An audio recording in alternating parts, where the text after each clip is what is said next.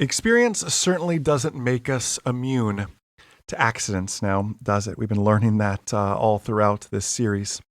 Hey everyone, Jason Schappert here of MzeroA.com. You are listening to the CFI Certificated Flight Instructor podcast, brought to you by our number one rated online ground school, groundschoolacademy.com. A bit of a longer podcast today as we dive deeper into American Airlines 965, which further shows the point, the same premise that's rang through in all of these accidents in the 7700 series we've been sharing. 7700, of course, the emergency transponder squawk code, the name of this series here. Concluding at least the pre-recorded portions with American 965. Quick little reminder, by the way, Sun and Fun is upon us. It is here the 31st through the 5th next week. I will be there in Hangar D, Hangar Delta at the MzeroA.com booth. Steve-O will be joining us on that Saturday at 12 p.m. from 12 to 1. Hope you'll join us there. Hangar D, Hangar Delta. Tomorrow, obviously if you're catching this on the first day it comes out, tomorrow, March 26th at 3 p.m., I hope you will join us live on the MzeroA.com YouTube and Facebook pages as we dive into the JFK Jr. accident analysis and sharing just a little bit more about our research that went into that. Today we're talking about American Airlines Flight 965, a flight that departs Miami International Airport inbound for Cali, Colombia. This is a little bit of a longer podcast, so I am going to dive right into it and continue to set up the story as we go through. So Cali, Colombia is located on the western side of Colombia in a valley surrounded by mountains easily exceeding 14,000 feet on either side. Cali had no radar and relied on position reports from pilots, so the typical approach was to fly the prescribed approach that took the pilots past the airport and gave them a procedure turn back around for landing. This is the approach the pilots loaded into the FMS and expected. Shortly into their descent, the controller asked if they would like to accept a straight in for runway 19 to save time, since they were already so delayed on their flight. This was right around Christmas time. There are a lot of delays coming out of Miami. This flight's already delayed, and approach is simply just trying to get them in there sooner. Cali approach says, 965, Cali? 965, go ahead, please. Sir, the wind is calm. Are you able to approach runway 19er? Captain says, would you like to shoot the 19 straight in? Talking to the first officer. First officer says, yeah, we'll have to scramble to get down, but we can do it. Captain on the radio says, yes, sir, we'll need a lower altitude right away, though. Cali approach says, Roger. American 965 is cleared to the VOR DME approach runway 19er. Rosso, number 1, arrival. Report Tallulah, VOR. Captain on the radio. Cleared the VOR DME to 19, Rosso 1 arrival. We'll report the VOR. Thank you, sir. Report Tallulah, VOR. Sorry, report Tallulah, the captain says. Captain now talking to his first officer. I've got to give you Tallulah first of all. You want to go right to Cali or Tallulah? First officer says, I thought he said the Rosso 1 arrival. Oh, yeah, he did. I'll pull that up now, the captain said.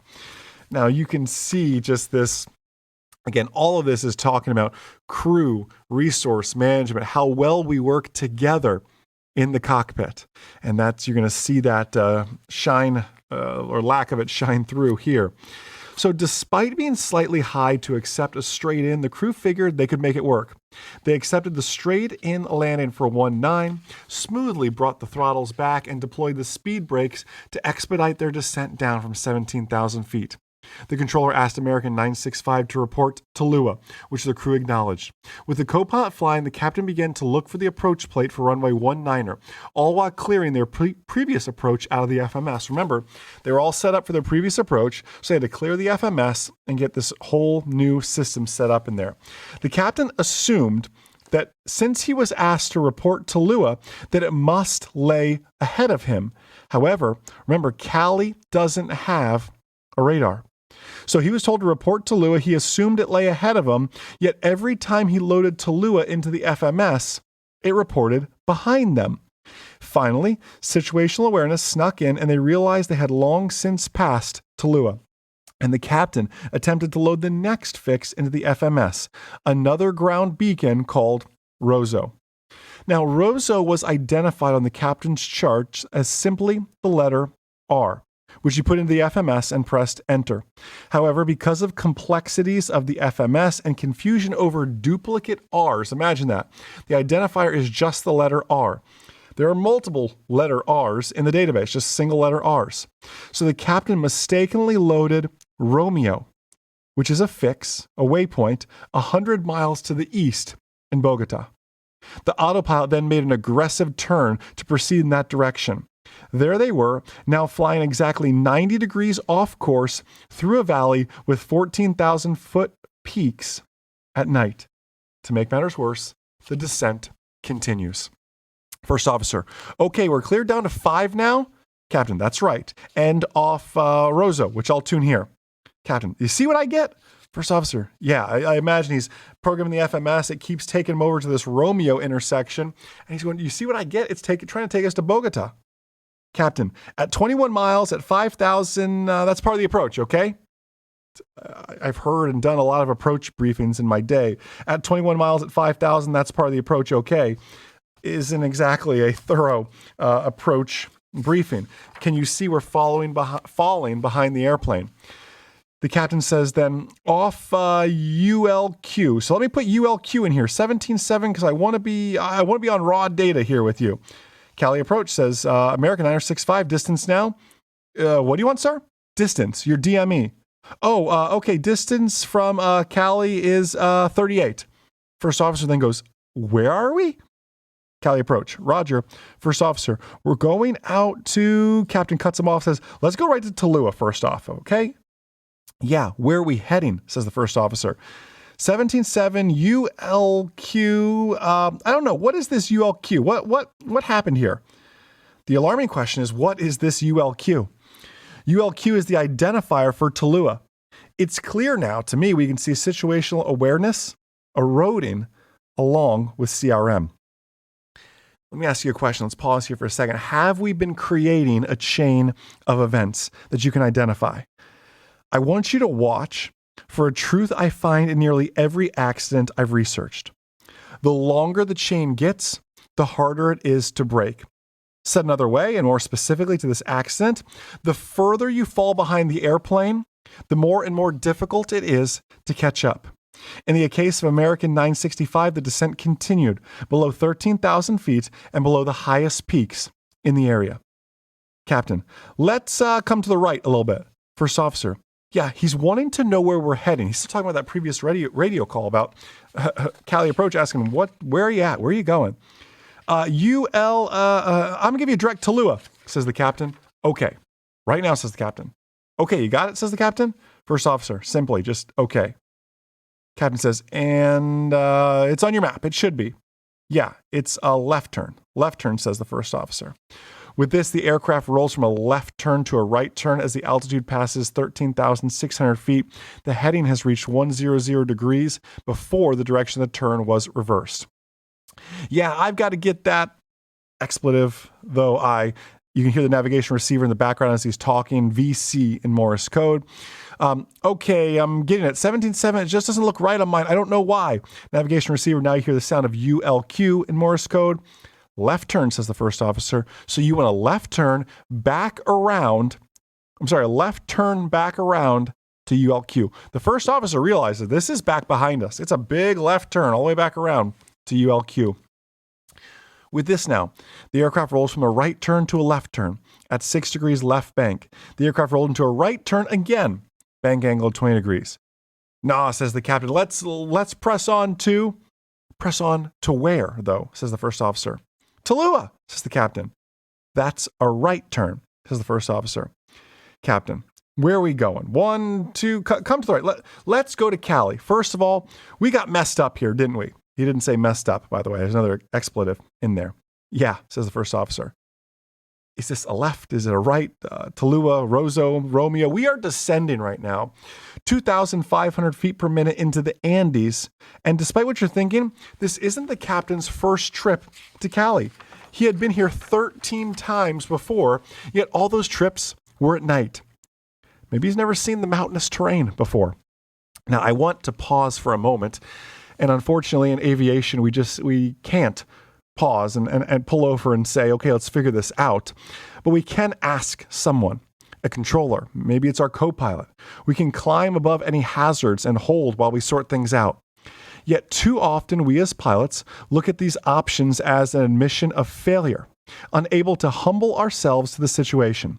You must see the situation as it really is. Remember this, okay? Humble ourselves in aviation, or aviation will humble you. I want to say that again because it's that important. You must humble yourself in aviation, or aviation will humble you. Our story continues. Captain, go direct CLO. How do we get so messed up here? Again, he didn't say messed up. Captain, come to the right now. Come to the right now. First officer, yeah, we're in heading select to the right. Captain on the radio, and American 38 miles north of Cali, and you want us to go to Lua and then do the Rosso to the runway, right? To runway 19? Cali approach, 965. You can land runway 19er. You can use runway 19er. What is your altitude and DME from Cali? Okay, we're 37 DME at 10,000 feet. Captain talking on the intercom to his first officer. You're okay. You're in good shape now. Cali approaches, says Roger. Captain, we're heading, Cali approach steps on him, says, report 5,000 and final to runway 19er. Captain, we're heading in the right direction now. You wanna, now, as this is all happening, the aircraft is still in a 20-degree right bank. The rate of descent starts decreasing from 2,700 feet per minute. As the pitch attitude increases and airspeed decreases. Our altitude now passes through 10,000 feet. Captain, you want to take the 19 yet?